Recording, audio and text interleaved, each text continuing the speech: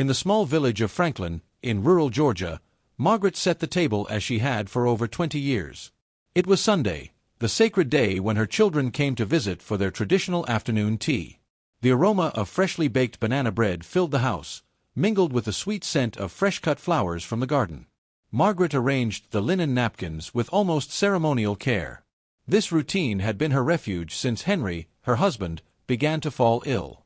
Charles arrived first, as always, with his haughty posture and a look of disdain disguised as boredom. Evelyn followed shortly after, carrying an apple pie she had made herself, just as her mother had taught her. Margaret greeted her with a warm smile, but she noticed a hidden weariness in her daughter's eyes. The youngest, Paul, announced that he would be late because of work in the workshop. The house was almost full, but the air seemed heavier than usual. Before I continue, I want to say that I ask God to bless you with all His infinite love, giving you much health, peace, joy, and faith, for we can never lose faith in God, for He will never abandon us, for His love is eternal and infinite. I also take this opportunity to ask that you like the video and subscribe to the channel. It helps me a lot, thank you. Now take a deep breath, because what you're about to hear will touch your heart. Not even Margaret imagined what was about to happen. And it all began there, around that tea table. Margaret noticed that Evelyn ate in silence, while Charles, as usual, monopolized the conversation. He was talking about investments, real estate, and a new sports car he was considering buying. Evelyn just smiled, but her eyes wandered to the backyard, where an old rose bush, planted by Henry, was beginning to bloom. Paul arrived, breathless, apologizing, and took the last chair. The table was full. But Margaret's heart was restless. The teapot hissed in the antique kettle, and Margaret poured each cup with steady hands, despite her age. "Henry loved that lavender and mint tea," he said, glancing at the empty chair at the head of the table. A respectful silence fell for a few seconds. Charles cleared his throat and quickly changed the subject. "So, Mom, when are we going to settle the house issue?" Margaret pretended not to hear. Evelyn lowered her eyes. And there, the first invisible crack appeared. The week before, the doctor had made it clear, Henry wouldn't make it through the fall. Margaret decided not to tell her children, not yet. She wanted one last Sunday in peace. But her look betrayed the fear she carried in her chest. "Shall we take a picture?" Paul suggested, trying to break the tense atmosphere. Margaret nodded, picked up her old camera, and, for the last time, captured her 3 children smiling in the same frame. Charles barely waited until he finished his tea before pressing on. "Father is no longer conscious, Mother. You'd better think about the future, before someone from outside interferes." Evelyn's eyes widened. Paul just snorted. Margaret looked at her eldest son as if she were a stranger. She knew what he wanted, and what he was capable of doing to get it. It was then that Margaret pulled an envelope from her apron. "Henry left something prepared," she said, placing it on the table. Charles reached for it, but she pulled it back. "It will be opened when the time is right," she added. Evelyn felt a chill run down her spine. Paul, restless, asked, "But what do you have in there, Mother?" Margaret simply replied, "The truth." That night, Evelyn stayed to help with the dishes, as she always did.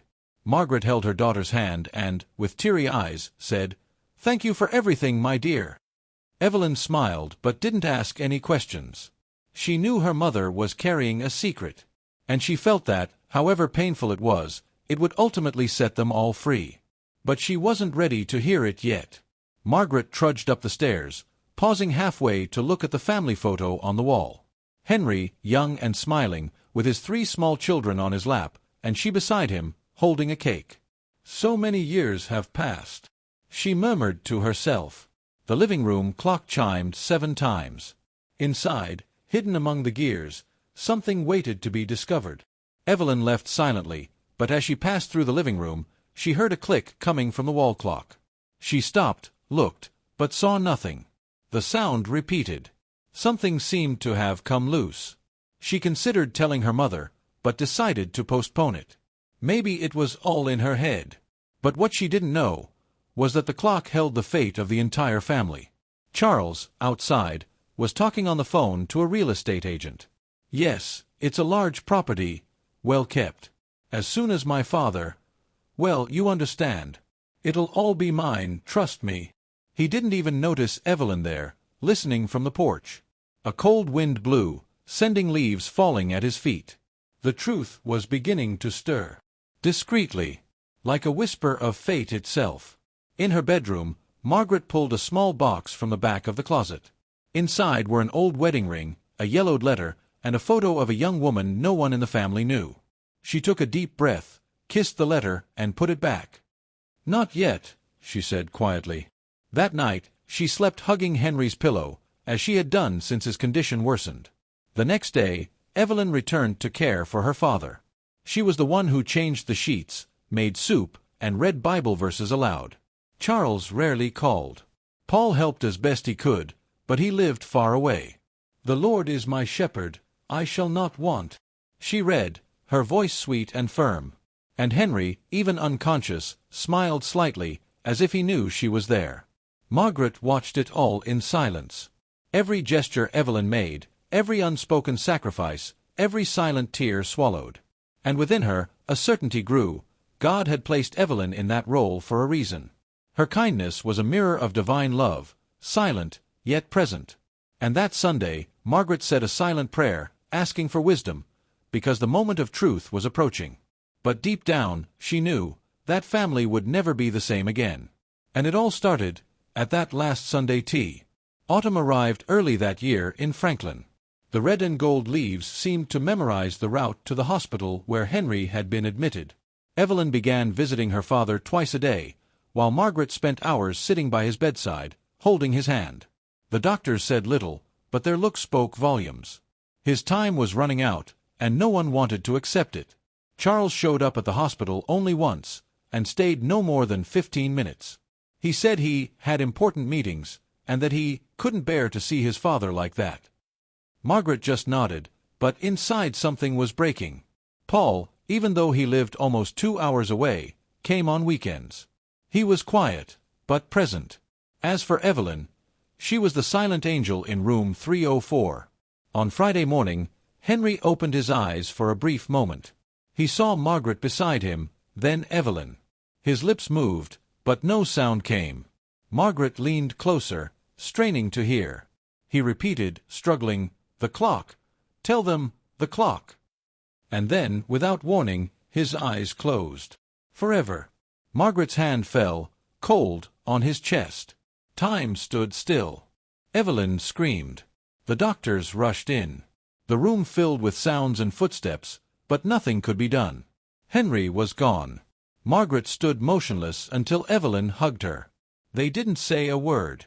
Outside, the strong wind carried the leaves from the ground as if the world itself were mourning the loss. And the clock in the living room, far away, struck 8 by itself. The funeral was simple, just as Henry had wanted. The town's Baptist church was filled with old friends, former colleagues from the post office where he'd worked for 30 years, and neighbors who came to pay their respects. Evelyn organized everything, from the flowers to the selection of Bible verses. Paul helped with the cemetery arrangements. And Charles, well, he arrived late and left before the end. At the end of the ceremony, Margaret took the floor. She climbed the altar with difficulty and, holding an aged Bible, read the 23rd Psalm in a trembling but firm voice. "Even though I walk through the valley of the shadow of death, I will fear no evil." Many wept, but no one wept more than Evelyn. She knew every line of her father's life. She knew how much he deserved a peaceful departure. After the funeral, everyone returned to Margaret's house. The same scent of lavender and homemade cake tried to soothe the pain that hung in the air. Evelyn put the kettle on, but her mother interrupted her. "No tea today, daughter. Today, silence speaks louder." Her daughter nodded. Charles began to walk around the house as if he were evaluating a property for sale. Paul noticed. Margaret did too. Late in the afternoon, the family's attorney, Mrs. Whitmore, appeared. "Miss Margaret, may I speak with you alone?" she asked in a low, measured voice. They went to the bedroom. There, Margaret handed her the envelope Henry had left. "It's to be read with everyone present," she explained. The attorney simply nodded. Evelyn, passing by the half-open door, heard everything, but said nothing. For the next few days, the house was eerily quiet. Evelyn decided to stay longer to help her mother. Paul returned to the city, promising to return on the weekend. Charles, however, called every day. "Have you made an appointment with the lawyer yet? When are we going to settle the inheritance?" "We can't let this take too long, Mom," Margaret responded calmly, but inside, her heart sank. One morning, Margaret sat in front of the wall clock, the same one where Henry had hidden secrets since the war. She touched the pendulum carefully. She remembered her husband's words, "This clock will tell the right time." But how could a clock decide something so important? She sighed, opened the back, and there, behind a piece of fake wood, was another envelope. This envelope was different.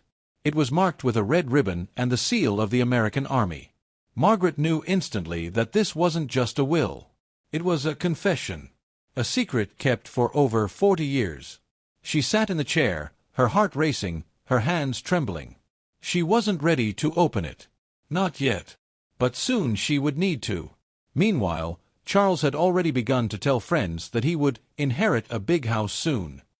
He even posted an old photo of the house on Facebook with the caption, "New decision soon." Evelyn saw it but didn't react. She knew that things aren't always as they seem. And that time reveals everything. Especially when guided by the hands of God.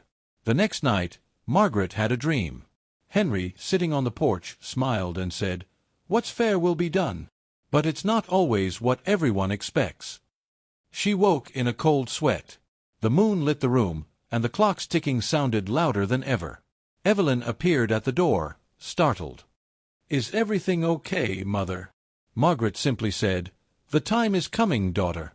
The moment of truth." The wake was over, but the morning was just beginning. And in that house filled with memories, a decision needed to be made. The reading of the will was scheduled for the following Saturday at 10 in the morning in Mrs. Whitmore's study. Margaret asked everyone to be present. Charles objected. Paul agreed. Evelyn remained silent. On Friday night, Margaret placed the two envelopes on the kitchen table.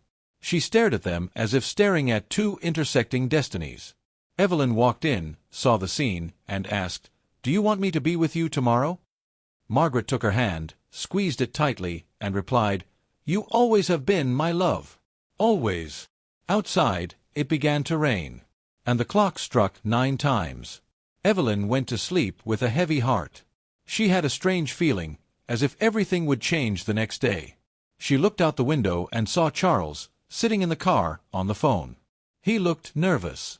Something about that image stuck in her head. "Lord, guide me," she prayed softly. And then she closed her eyes. The next day would come quickly. And with it, a storm. On Saturday morning, everyone arrived punctually at the lawyer's office. The receptionist led them to the conference room. Charles was in a suit. Paul, in jeans and a jacket. Evelyn, in a simple but elegant dress. Margaret entered last, carrying the two envelopes. The room fell silent. The clock on the wall read exactly 10 o'clock. The lawyer cleared her throat. "Gentlemen, before reading the official will, Mrs. Margaret has brought 2 documents that should be considered," Mrs. Whitmore said. Charles frowned. Paul raised an eyebrow. Evelyn held her breath. Margaret handed over the first envelope. This was left by Henry months ago. The lawyer opened it, read it silently, and her eyes widened. "This changes everything," the lawyer said after a few seconds. Charles leaned forward. "What do you mean, everything?" Mrs. Whitmore replied, "Mr. Henry had personal reasons for changing the previous provisions, and those reasons are described here in detail." Evelyn felt her heart race. Paul tensed. Margaret just stared at the floor. But what nobody knew was that the second envelope contained something even bigger, something that would rewrite the family's entire history. And the lawyer hadn't even gotten there yet. That gray afternoon, after the incomplete reading in the lawyer's office, Margaret returned home in silence. Evelyn accompanied her, still trying to process what she had heard. Charles left angrily, claiming that nothing made sense, and threatening to challenge any surprises in court. Paul, quieter than ever, left without saying when he would return. The tension in the family only grew. Margaret climbed the stairs slowly, holding on to the wooden banister carved by Henry decades ago. She stopped before the old wall clock and closed her eyes for a moment. This wasn't just an antique, it was a vault of memories, a silent guardian of buried truths. Evelyn appeared behind her, hesitant. "Mom, do you want me to stay with you?" "Yes, I do, daughter," Margaret said. She opened the hidden compartment with trembling fingers and took out the second envelope, the one with the red ribbon. Evelyn, unblinking, sat down at the table. Margaret took a deep breath and, with a small stylus, broke the seal. Inside was a typed letter bearing the army crest and, below, a signature Evelyn had never seen before. It was from Henry, but not his. The letter began with the words, "If you are reading this, it is because the truth has finally found its way." Evelyn swallowed. Margaret continued, "In 1954, during my service at Fort Bragg military base, I made a mistake. A mistake I have never stopped regretting." Evelyn's eyes widened. Margaret continued, each line heavier than the last. What the letter revealed was devastating. Before meeting Margaret, Henry had been in a relationship with a nurse named Ruth and Taylor.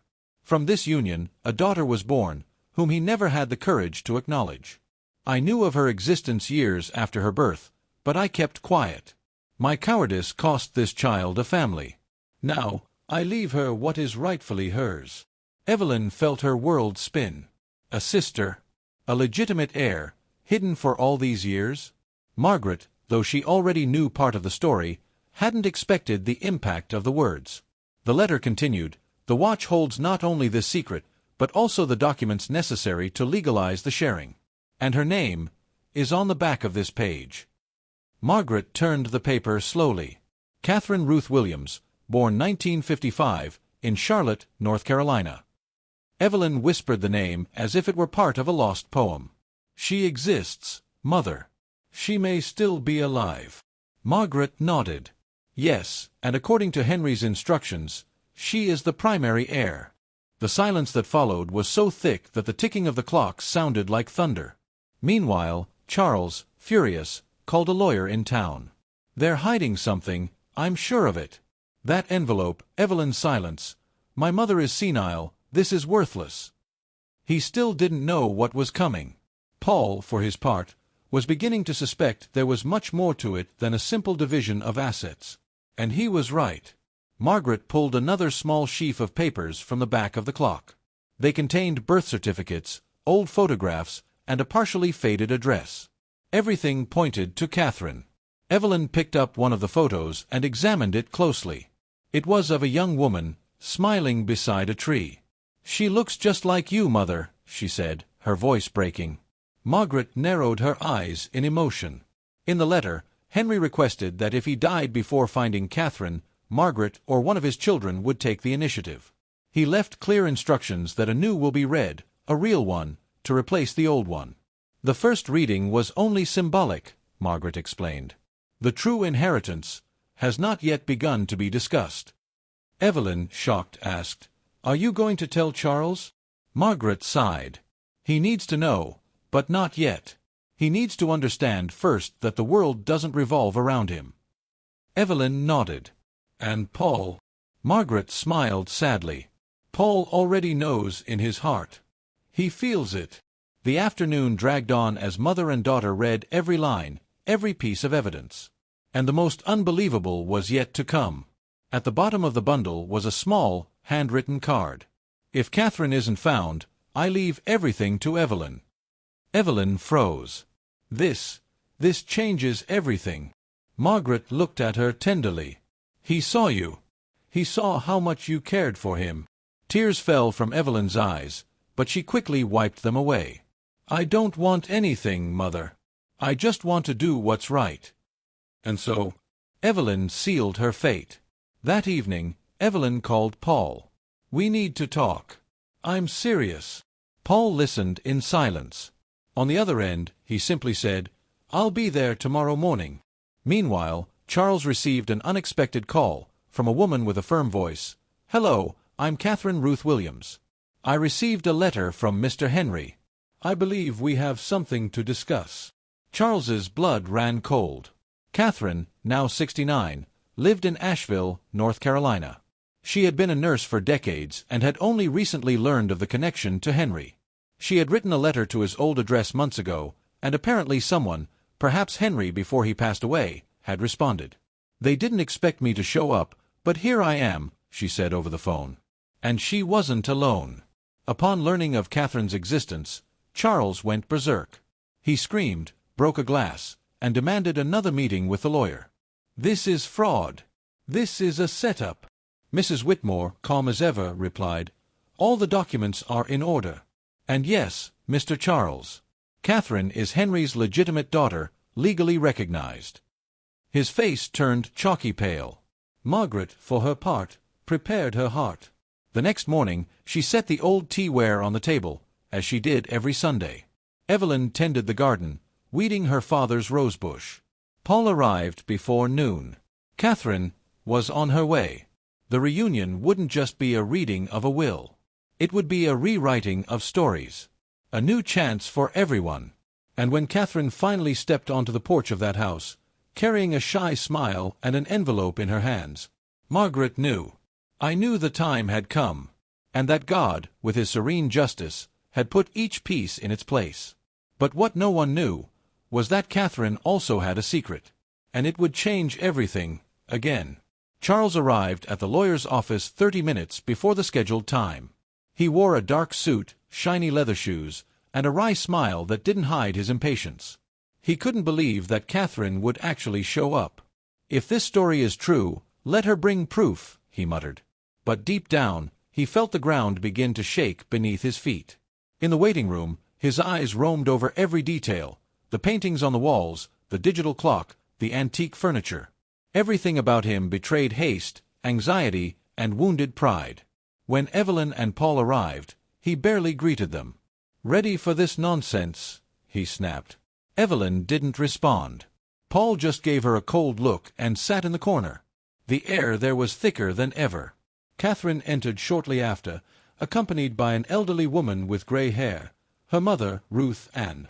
The entrance was silent but impactful. Charles stood, as if to confront her. But he stopped when he met her eyes. Catherine looked at him with dignity, but without arrogance. "My name is Catherine Ruth Williams, and I came to listen, not to fight." Charles let out a dry laugh. His first. The lawyer called for silence and began reading the new will. "I, Henry James Collins, declare this my final will." Charles crossed his arms, already bored. When it was revealed that Catherine would receive the majority of the estate, he let out a loud, mocking laugh. "Are you serious? A stranger walks in the door and you want to give her everything?" Laughter echoed through the room. Catherine dropped her eyes for a moment, but didn't react. Evelyn clenched her fists. Paul leaned forward, whispering, "Charles, shut up." But he didn't stop. "And you, Mother? Are you going to accept this like that, with that saintly expression? Do you think it's fair after everything I've done for this family?" Margaret slowly raised her head. "Son, you only did it for yourself." That sentence hit Charles like a slap. He laughed again, this time angrily. "Of course. Now I'm the villain. Always have been. Just because I don't sit here licking floors and reading psalms." Evelyn replied firmly, "It's not about praying, Charles. It's about love. You never loved this house, this father. You just wanted control." Charles glared at her. But he had no more arguments. The lawyer continued. Henry left a sizable portion to Paul, a smaller portion to Evelyn, and a symbolic amount to Charles, accompanied by a letter. "The true inheritance is not what you keep, but what you give," the note read. Charles crumpled it up immediately. "That's an insult," he yelled. But the lawyer didn't bat an eye. It was his will, and it's legally binding. Catherine pulled an envelope from her purse. "Before I came, I had it investigated. I didn't come here out of greed. I just wanted to know where I came from." Margaret stood, her eyes welling up. "You came from courage, from truth, and now, from family." Ruth Ann wept silently in the back of the room. Charles, not knowing where to hide, huffed and left the room, slamming the door. But fate awaited him. Outside, Charles called a bank contact. I need to know the balance in my father's account. I need to secure what's mine." But the answer was curt. The account was legally emptied on his instructions. It was transferred to a trust in the name of Evelyn. Charles nearly dropped his phone. He stormed back inside. "This is robbery." Margaret stared at him. "No. It was his choice. Because while you laughed, Evelyn cared. While you demanded, she prayed." Evelyn tried to intervene, but Margaret cut her off. "I need to say this, daughter. Because God sees. And God honors." Catherine, overcome with emotion, stood up. "I didn't come for the money. I came for the truth." Charles laughed for the third time. But this time, the laughter was empty. That night, Charles sank into his leather armchair, alone in his modern apartment. He saw a photo on social media. Catherine, Evelyn, Paul, and Margaret, all together, smiling in the backyard of the old house. And next to the photo, a caption, "The grace of truth unites what time has separated." Charles closed his phone. For the first time, he felt outside of his family. The next morning, Charles went to his mother's house. He wanted to sort things out. He knocked loudly on the door. Evelyn answered. "She doesn't want to see you right now." He pushed open the door. Catherine was there, sitting on the sofa. "You should hear the rest of your father's letter," she said, handing him a new envelope. Charles snatched it from her hands and read it silently. And then, his face went white. The letter read, "Charles, my son, I knew you would laugh. You always laughed at others to hide your pain. But I saw you crying when I broke my leg. I saw your struggle when you sold chocolates to help with school. My mistake was letting pride grow in you. And now, I leave you something that has no value in money, but can save you." And inside was an old Bible. Charles threw her onto the couch. "That's it. That's all." Evelyn picked up the Bible and opened it. Inside were handwritten notes, underlined verses, prayers written by Henry. "That's what he loved most," she said. "Paul entered the room at that moment.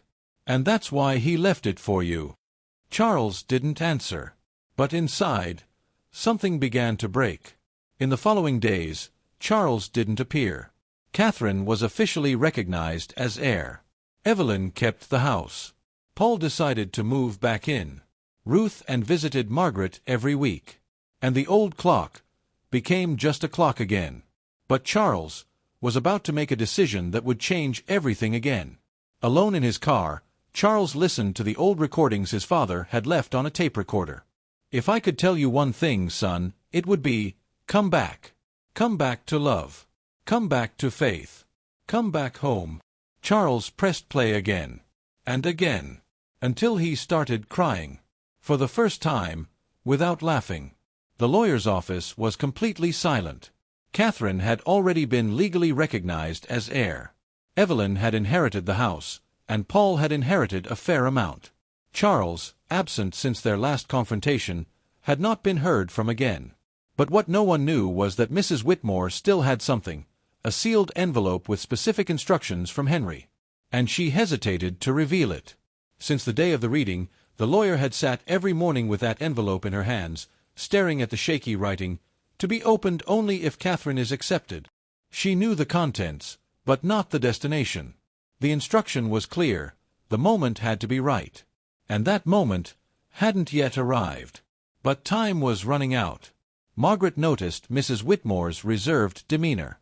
One rainy afternoon, she went to her office. "You're holding something back, aren't you?" The lawyer took a deep breath. "I'm protecting what needs more time to mature." Margaret, with a mother's wisdom, nodded. "Then wait. But not too long. People's hearts grow old, too." Meanwhile, Catherine and Evelyn began renovating the house. Catherine transformed Henry's old bedroom into a small library. Evelyn organized her father's letters and created a prayer corner in the garden. It was as if the pain of loss was being transformed into something new. But a shadow loomed large. And it was in the hands of the lawyer. One sunny Saturday, Paul ran into Mrs. Whitmore at the town fair. "Can I ask you a question?" She nodded. "Have you ever seen anything like this?" The lawyer smiled wistfully. Not in my 50 years of practice. But Henry was different. He left a trail of love even in the most difficult decisions. Paul didn't ask any more questions. But something in him flared. What no one knew was that inside that envelope lay more than words. There was a revelation that could shake everything that was being rebuilt. Catherine went to visit Mrs. Whitmore in secret. "You know something else, don't you?" The lawyer looked her in the eye. "If I told you now, you might not understand." Catherine nodded serenely. "Then, I hope." But Charles wasn't waiting. He showed up unannounced at the office. "I want to see all the papers. This whole sister fallen from the sky thing doesn't convince me." Mrs. Whitmore remained calm. "What exactly are you looking for?" Charles replied bitterly, "Proof that I was deceived." The lawyer raised an eyebrow. "Or perhaps, proof that you deceived yourself." Charles stood still.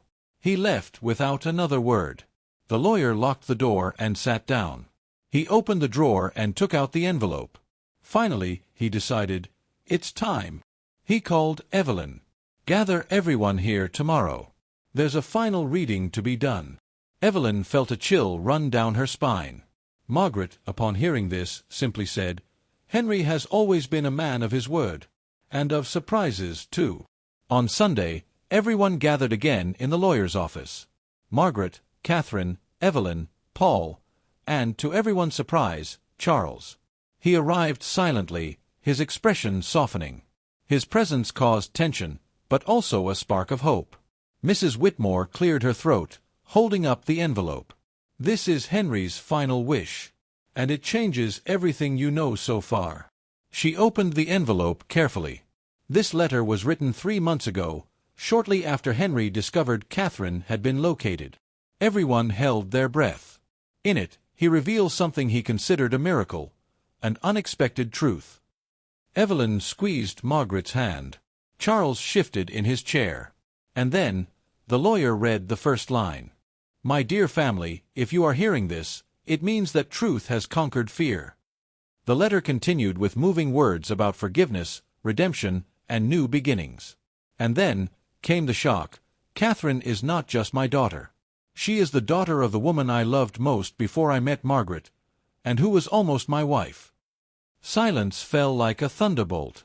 Margaret closed her eyes, taking a deep breath. Catherine looked at her in surprise. "Mother, did you know that?" Ruth Ann, who was in the background, stepped forward. "Yes, I was that love. But Henry went off to war and never came back." Evelyn wept silently. Charles, strangely, seemed at peace. The truth, finally, was complete. But there was more. The letter ended with a sentence that sounded like a prophecy. "The family that loves each other is the one that chooses to forgive. And if you do that, everything can begin again." Mrs. Whitmore then pulled a document from a smaller envelope. Henry created a community fund in the names of his children, including Catherine, to help needy families in Franklin. Margaret smiled. Paul was moved. He thought of everyone, even afterward. Catherine took Evelyn's hand. "Thank you for accepting me." Evelyn replied, "You were always a part of this. We just didn't know it yet." Charles asked to speak. Everyone turned, tense. I don't deserve anything. But I wanted to apologize. Especially to you, Evelyn." A heavy silence fell. Evelyn looked into her brother's eyes. "You're already forgiven. But what you do with it is your decision." Charles bowed his head. Ruth and went to Margaret. "I'm sorry for everything that could have been different." Margaret hugged her.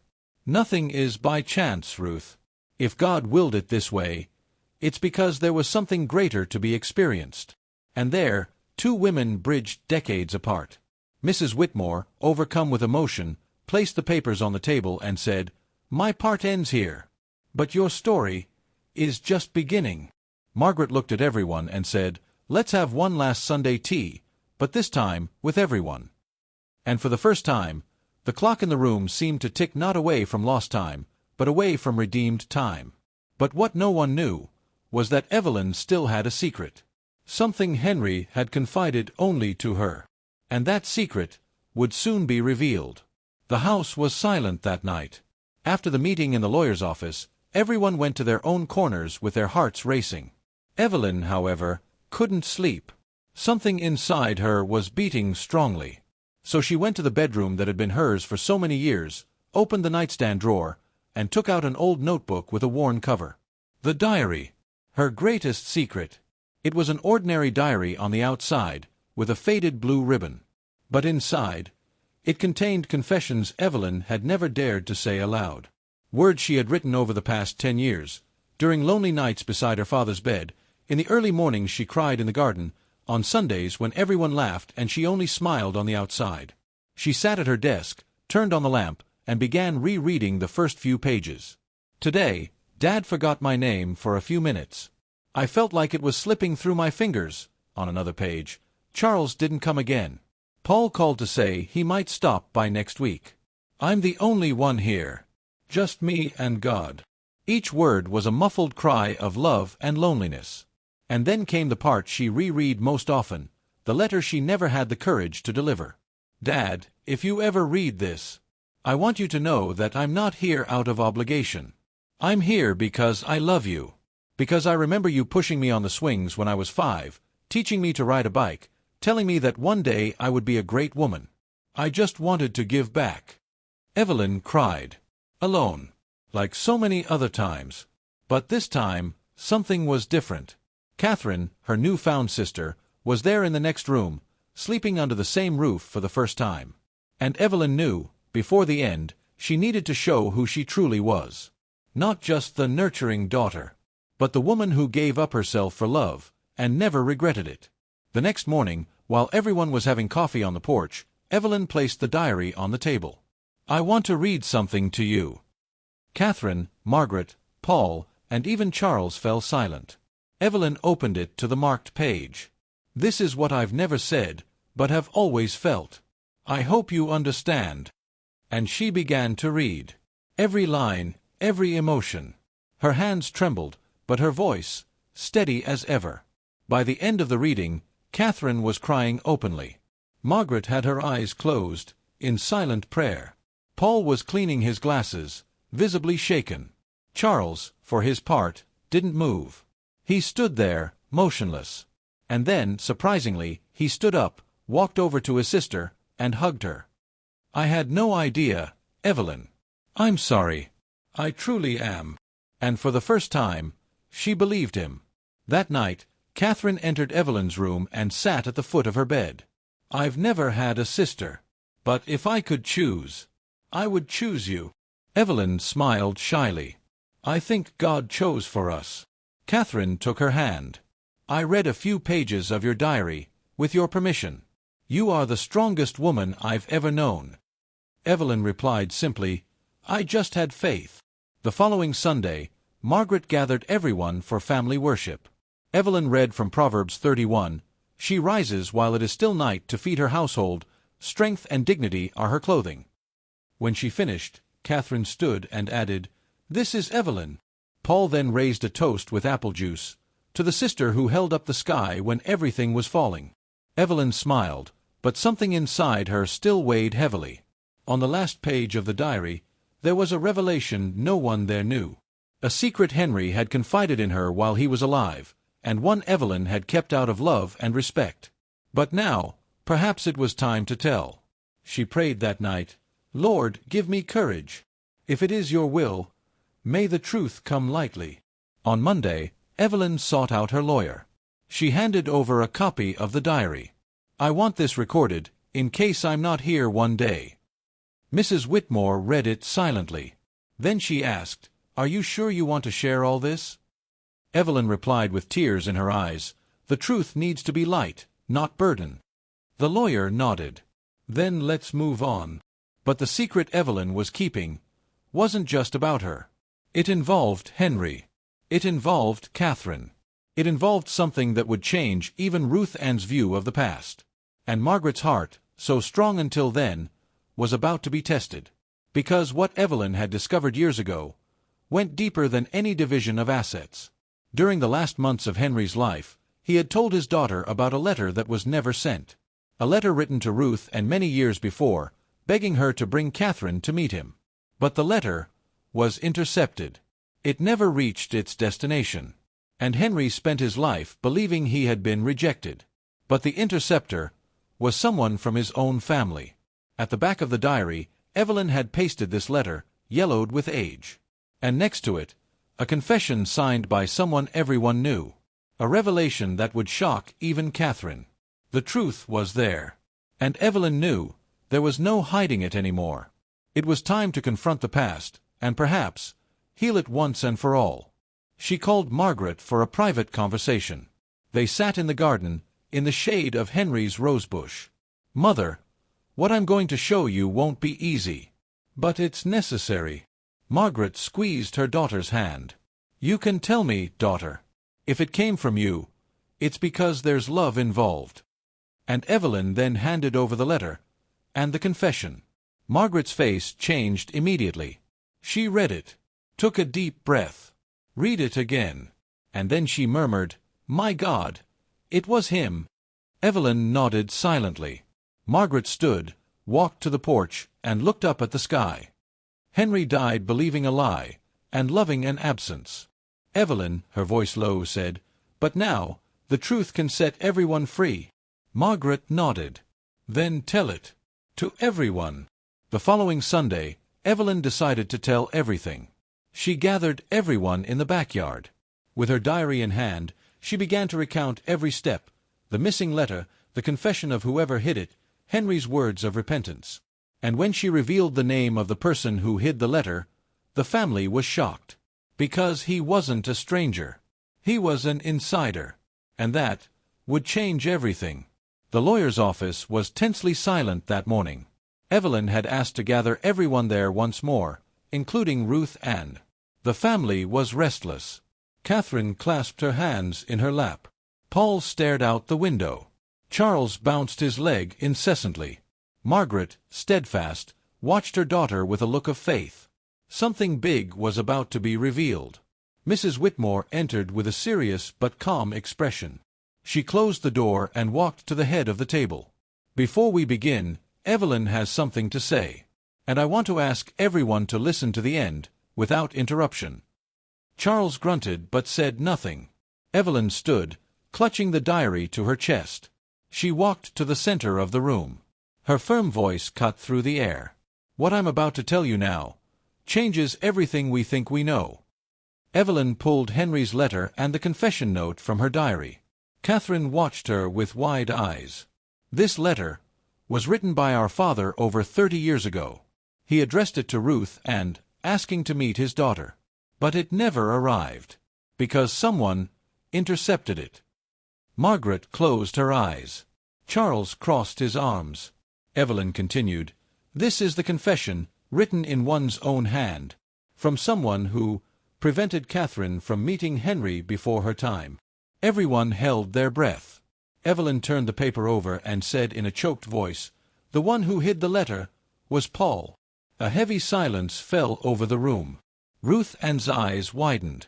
Catherine clapped her hand over her mouth. Paul lowered his head.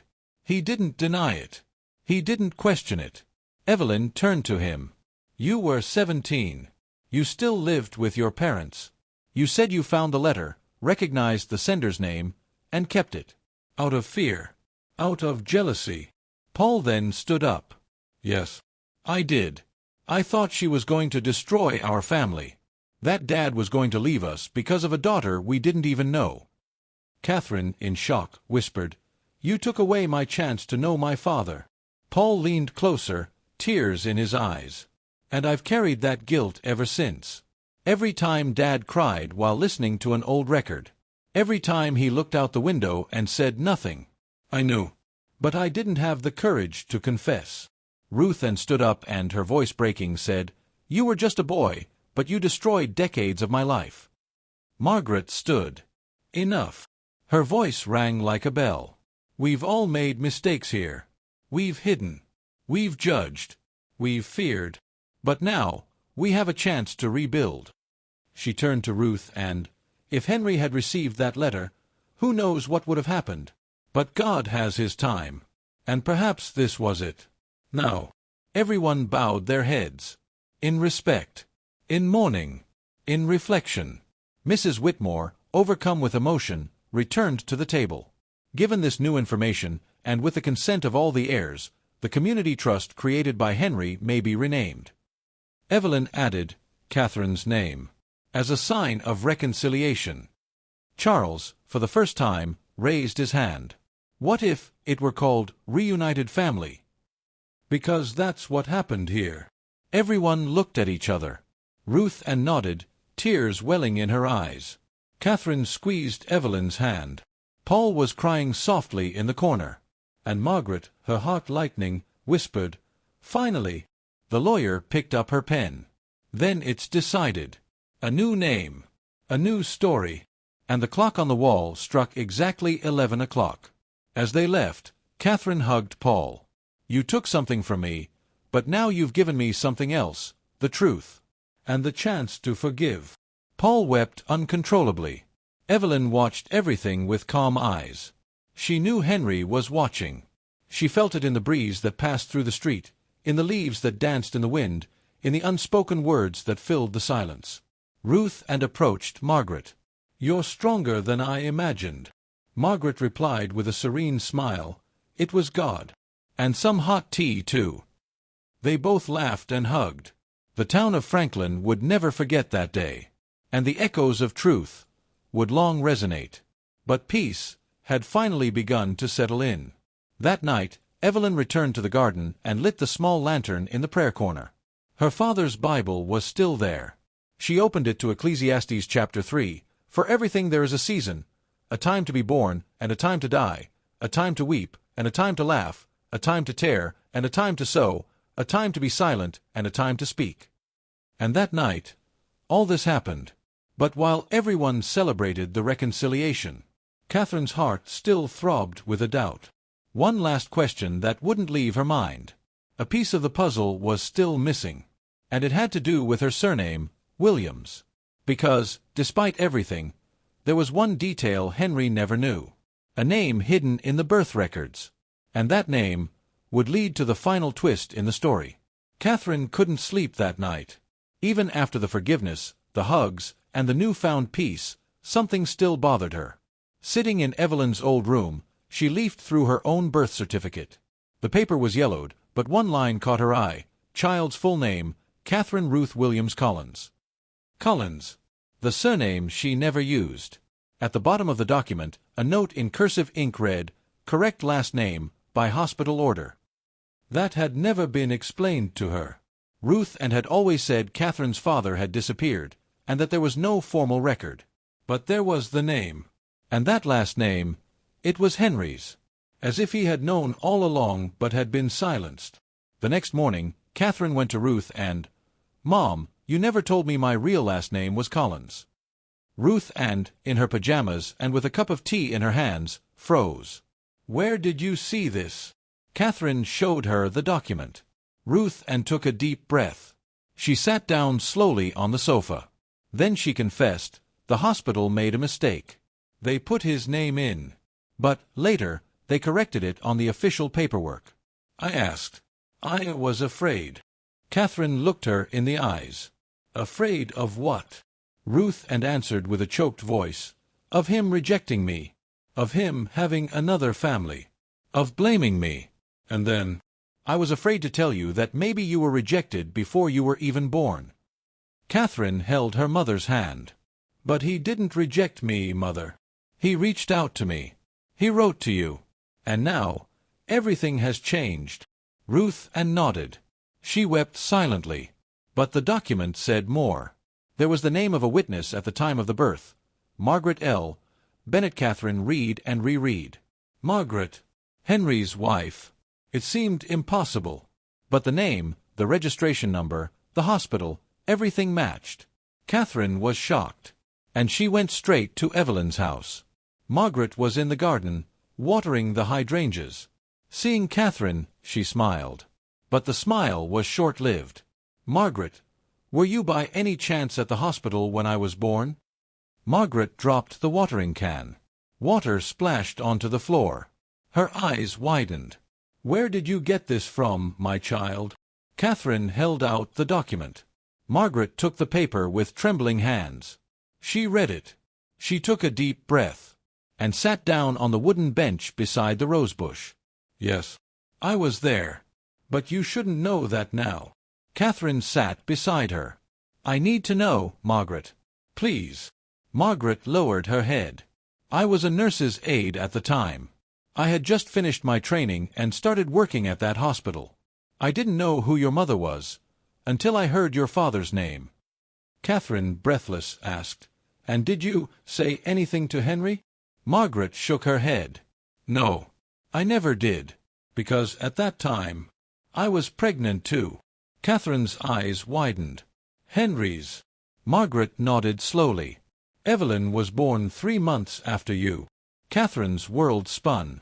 So, Evelyn and I, are we blood sisters? Margaret took Catherine's hand. Yes. Daughters of the same father. And the worst part is that he never knew. I never knew he had 2 daughters, almost at the same time, because I was afraid too. Catherine put her hands to her face. She was crying. Margaret was crying too. Evelyn appeared in the doorway, confused. What's happening? Catherine looked at her with teary eyes. Evelyn, we're sisters. Real sisters. By blood. Evelyn was shocked. What? Margaret stood up. It's true, daughter. I never told you. Not to you. Not to Henry. I've kept this secret my whole life. Evelyn took 2 steps back. She was in a trance. You lied to him? To all of us. Margaret tried to move closer. I thought it was the right thing to do. I was afraid of losing everything. Afraid of losing you both. Evelyn turned her face away. And now, what's left to lose? Catherine tried to intervene. Evelyn, none of this changes who you are. You're my sister. The one who took care of everything. The one who loved even in silence. Evelyn entered the house without another word. She spent the night locked in her room. Catherine lay awake on the sofa. Margaret wept softly in the hallway. And the living room clock struck 12 times, as if announcing the climax of a story no one knew how to end. Time, once again, showed that no one escapes the truth. The next morning, Evelyn appeared with a diary in her hands. She placed it on the kitchen table and said, Okay, if the truth has decided to come out, let it come out in full. I want to know everything. No mincing words. Margaret told her. Every detail. She told her about the pregnancy, about her fear, about her marriage to Henry soon after, about the complicit silence of the years. Evelyn listened without reacting. And then Evelyn spoke. I became the ideal daughter of a man who never knew I was his. Margaret replied, You were the ideal daughter because you were made from his love, even if he didn't know it. Evelyn wept. Catherine stepped closer. We are a miracle, Evelyn. A broken miracle. But a miracle. And there, in that moment, Evelyn decided to forgive. The 3 embraced. For the first time as mother and daughters. A new bond was formed, born not of lies, but of the courage to finally tell the truth. Ruth and arrived shortly after. She heard everything, and instead of fighting, she cried along. Maybe Henry never knew, but God always knew, and he waited for the right time. And that time was now. The following Sunday, Catherine took the pulpit of the local church. With a choked voice, she told her story. The entire church listened in silence. For decades, I was no one's daughter. Today, I am the daughter of 2 mothers, the sister of 3 hearts, and the heir of a man who, even in silence, loved me with his soul. The congregation applauded. And Margaret, in the front pew, wept unabashedly. But that very day, a letter arrived in the mail. No return address. Just the North Carolina state seal. Catherine opened it, curious. Inside was just one sentence. You don't know the whole truth about Henry. And along with it, a copy of a DNA test. A test she'd never taken. And the names revealed something even deeper. Because the result indicated another daughter. Another name. A woman no one yet knew. A 3rd heir. And this new truth would change everything again. Margaret sat on the porch that morning, holding a mug of black coffee in her hands. Her eyes were fixed on the rosebush Henry had planted decades ago. She looked peaceful, but inside, her heart was pounding. Catherine had received the mysterious letter. A new DNA. A third daughter. It was too much. But Margaret knew the time had come. She could run no longer. Evelyn appeared in the doorway with the papers in her hands. "Mom, this is serious. The test is signed, stamped, validated." "Who is this third woman?" Catherine arrived shortly after. "Her name is Miriam Collins. She was born in 1957 in Savannah." Margaret closed her eyes. She whispered, "Miriam." Catherine's eyes widened. "You know her, don't you?" Margaret nodded slowly. "She was my best friend in nursing school." The revelation fell like a bombshell. Evelyn sat up, stunned. Catherine, shocked, asked, "Did she have an affair with Dad too?" Margaret took a deep breath.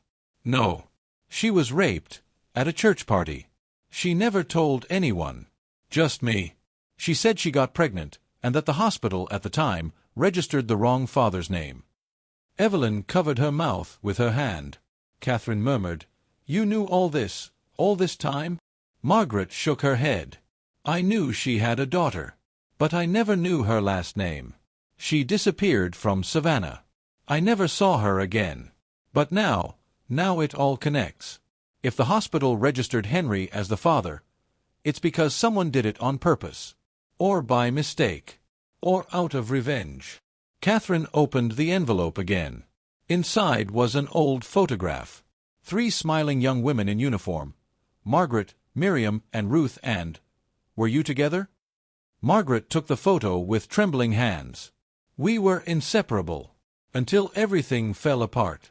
Ruth pulled away when she found out I was pregnant. Miriam disappeared after the trauma. And I married Henry, pretending everything was fine." Evelyn stood up suddenly. "So this third daughter, she might not even be his daughter?" Margaret looked at her daughter sincerely. "She might. Or she might not. But the hardest part is accepting that I kept quiet out of cowardice. Out of wanting to maintain order. Out of wanting to pretend the past could be buried with flowers and family Sundays." Catherine whispered, "But the past always comes back." In the following days, the search for Miriam began. Catherine hired a private investigator. Evelyn combed through nursing school records. Paul, overcome by his earlier guilt, offered to help with contacts in South Carolina. And Margaret returned to her room and wrote for the first time a letter she had kept for years. "Miriam, forgive me. I should have reached out to you. But now, I'm ready." 2 weeks later, the news arrived. Miriam was alive. She lived in Jacksonville, Florida. She was a widow, childless, or so it was thought. Her daughter, Sarah, was 42, a name no one expected. And when Catherine saw her photo, she froze. "I know this woman. She works with me at the hospital." Evelyn's eyes widened. "What?" Catherine explained, "She's on the administrative team. She's always been very private. She never talks about her personal life. But now I understand. She doesn't know." Margaret murmured, "God, how you arrange every detail." Evelyn then said, "Let's go to her. Today. Before she finds out from someone else." Catherine nodded, and Margaret tearfully begged, "Let me go with you." The 3 of them got in the car and drove nearly 4 hours to the hospital in Savannah. Catherine requested a meeting with Sarah, claiming it was a personal matter. Sarah appeared in the conference room, her usual demeanor, serious, direct. "What's this about?" Catherine stood. "About your mother. And your real father." Sarah frowned. "What's this all about?" Margaret took Miriam's letter from her purse. She handed it to her. "Your mother wrote this to me 40 years ago. And she never sent it." Sarah read it. It took her time. She took a deep breath with each paragraph. When she finished, she was pale. Is this true?" Catherine then showed her the DNA test. "This connects you to me. And to Evelyn, "We are sisters. We are daughters of the same man." Sarah slumped in her chair. She ran her hands over her face. "I spent my whole life believing I was a mistake. An accident. My mother never talked about a father. Or family. I don't even know if I can believe that now." Margaret knelt beside her. "You weren't a mistake. You lived a sheltered life. Hidden, yes. But now, God is bringing you into the light." Sarah wept. Silently. The conversation lasted hours. Sarah, little by little, began to accept it. She looked at Catherine and saw similarities. She looked at Evelyn and felt a kinship. And Margaret was the missing piece. "If this is real, then I want to go to Franklin. See his house. Know who he was." Evelyn replied, "Not just see the house. See what he left in us. Because what's left is love. And a new chance." The following weekend, Sarah arrived at Margaret's house. She looked at the garden, the clock, the antique sofa, the framed photograph on the wall. So, that was him. Catherine showed Evelyn's diary. Evelyn showed Henry's Bible. Sarah read it all. And then she said, "I didn't have a father. But maybe he always looked for me, even without knowing it." Margaret replied, "He looked for you, in prayer." That evening, the four sisters, Evelyn, Catherine, Sarah, and the absent Miriam, sat at the dinner table. Margaret served them with careful hands. Ruth and Video chatted. Paul showed up with flowers. Charles, as a surprise, brought pie. The family, which had seemed to have exploded, was now reforming in a way none of them could have anticipated. But just when everything seemed to have calmed down, Evelyn received an unexpected phone call. It was from the Savannah Hospital's lawyer. "Ms. Evelyn, we have something you need to know. There's been a change in the records. Something doesn't match the previous data. We need you to come in person." And just like that, a final piece of the story began to unfold. The morning was chilly in Franklin. Autumn leaves covered Margaret's lawn like a carpet of memories. Evelyn woke earlier than usual. Something in her chest told her that this day wouldn't be like any other. The phone had rung the night before. The hospital lawyer had asked her to come in person. He said Henry's records had been altered. But he didn't explain why. Margaret was setting the table for another Sunday tea. It was the first with all her daughters present: Evelyn, Catherine, and Sarah. The air was peaceful, but also uncertain. A sense that something had yet to be said. Charles and Paul would come later. Ruth had sent flowers. Miriam hadn't shown up. Since learning the truth about Sarah, she'd wanted no further contact. "Some ghosts prefer silence," he said. Evelyn grabbed her car keys and drove alone to the hospital in Savannah. The road seemed longer than before. Her mind raced with memories, possibilities, and fears. Upon arrival, she was greeted by a middle-aged man, polite but visibly uneasy. "Ms. Evelyn, what I have to show you exceeds all expectations." She sat down, apprehensive. And then, he showed her the file. "We found a second record, filed manually, that was never digitized. A second birth, on the same day as Sarah. Same hospital. Same doctor." Evelyn frowned. "What does that mean?" The lawyer answered carefully, "It means Henry Collins had another child. A boy." Evelyn's world stopped. "A brother." The lawyer handed over the birth certificate. "His name is Michael. Michael James Taylor." Evelyn clutched the paper as if it were fire. But no one mentioned it. Not Henry. Not Margaret. Not Ruth. The man shook his head. "We believe it was a case of forced adoption." At the time, some hospitals, unfortunately, registered births and placed the children with other families without the mother's full consent. Evelyn walked home in silence. Tea was already served. Margaret smiled when she saw her. "Daughter, you look pale. What happened?" Evelyn held back tears. "Mom, I have a brother. One no one knew about. Michael. He was born on the same day as Sarah." Margaret dropped her teacup. Catherine covered her mouth. Sarah was shocked. Could he be alive?" Evelyn nodded. The hospital has adoption records. And a current address. He lives in Denver, Colorado. He works as a carpenter. Married. No children. Sarah asked, "Does he know who he is?" Evelyn shook her head. "But he needs to know." Margaret, in tears, said, "What else is there to be revealed, my God?" Catherine approached her mother. "Maybe, just the love he hasn't yet known." The following week, Evelyn went to Denver. Alone. She told no one but Margaret. She wanted to do this with an open heart. She found Michael working in a small artisanal furniture workshop. He had the same eyes as Henry, the same walk, the same deep silence. Evelyn introduced herself calmly. "My name is Evelyn. I believe you're my brother." Michael laughed, not understanding. "Sorry, you must be mistaken." Evelyn took the certificate from the envelope. She handed it to him. He read it. Twice. He went white. "My mother told me I was adopted. But she never talked about it. I never knew." Evelyn took a photo of Henry from her pocket. "That was our father. He died recently. But he left a legacy that now is yours too." Michael was silent. For a long time. Then he said, "I need some time." Evelyn complied. She left her number, her address, and a letter. She returned to Franklin with a broken heart. The house clock read 6 when she entered. Margaret was waiting for her on the porch. "So, daughter," Evelyn replied, "he'll think about it. But now, he knows. And that's a start." The following Sunday, Margaret prepared everything with double care. It would be the last tea of the fall. Evelyn helped with the cakes. Catherine brought flowers. Sarah made the coffee. Paul and Charles arrived early. The table was beautiful. But one chair was empty.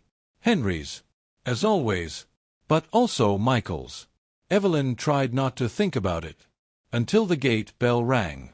And there he was, Michael, wearing a blue coat, his hands in his pockets, a shy smile on his face. "I wonder if there's any tea left for me?" Margaret ran up to him. "You look just like your father." Michael entered. He sat down. And for the first time, the table was full. The laughter came in dribs and drabs. The stories flowed. So did the tears. And then, Catherine made a toast. "To our father, Henry James Collins, who left a map of truths, and guided us, even from afar, to this moment." Evelyn added, "And to our God, who never loses control, even when we think everything is broken." Sarah smiled. Michael did too. Margaret closed her eyes and prayed silently. And the clock struck 3 times. But when everyone stood up, Margaret remained seated. Evelyn came back to get her. "Mom, is everything okay?" Margaret smiled. "Yes, daughter. I just hear the silence. Because now, it's full of voices." Evelyn took her hand. "What do we do now, Mom?" Margaret replied calmly, "Now, we live. With everything that has been revealed. With everything God has given us." And so, the last Sunday tea wasn't an end. It was a new beginning. A new story. With mistakes, truths, secrets, and miracles. But above all, with love. And now that you've come this far, tell me, how many truths can fit within a single family? How many silences, how many decisions made out of fear, and how many miracles wasted due to lack of courage? The story of Margaret, Evelyn, Catherine, Sarah, Michael, and even Charles is too real to ignore. Because perhaps you, too, have experienced a love that was never spoken. A forgiveness that was never granted. A secret kept for too long. And perhaps, like them, you've been waiting for the right time. But what if that time is now?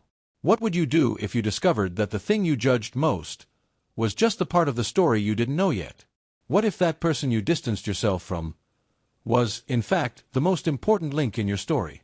This story doesn't end with the tea served.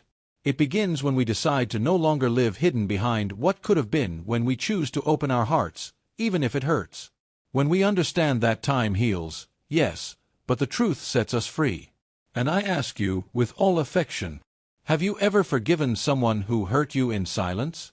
Have you ever felt rejected by a family you just wanted to love? Have you ever cried alone after a Sunday when everyone laughed except you? If you've ever experienced something similar, then comment below. Tell me. This space is yours too, because sharing your story can heal more hearts than you can imagine. And before I close, I humbly ask you, if this story touched your heart, subscribe to the channel and turn on notifications. This helps me continue to bring you stories like this, stories that aren't just told, but felt, and that remind us that love never grows old. May God bless you with wisdom, health, peace, and a faith that endures the test of time. May He heal the wounds of your soul, reconcile the bonds of your home, and bring to light all the truth you need to begin anew. And you, have you ever had a last tea? Or is there still time to set the table and call back those who should never have left it?